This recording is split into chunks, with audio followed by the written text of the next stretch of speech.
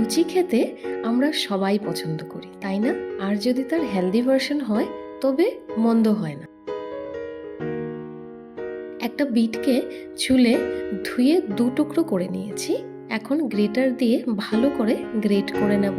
খেয়াল রাখবেন একদম পাতলা গ্রেট যেন হয়। তারপর একটা বড় বাউল নিয়েছি, ওটাতে 2 কাপ ময়দা নেব। অল্প নুন দিয়ে দিচ্ছি, সামান্য কিছুটা কালো জিরে দিয়ে দেব, 1 টিস্পুন সাদা তেল, গ্রেট করা বিটগুলো দিয়ে দেব, মিশিয়ে নিচ্ছি বিটের সাথে।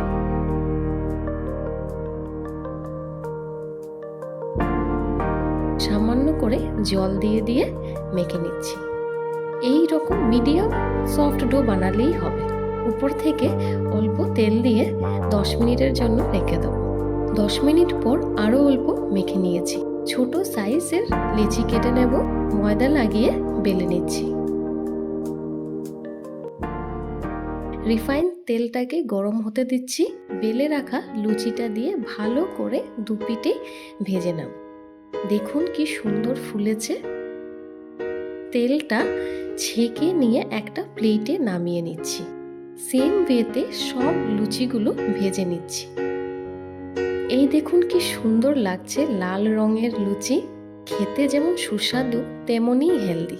এই শীতের রাতে গরম গরম লুচি খান আলুর এই শুকনো তরকারির সাথে। এই ছিল আমার হাতে তৈরি বিট দিয়ে লুচি।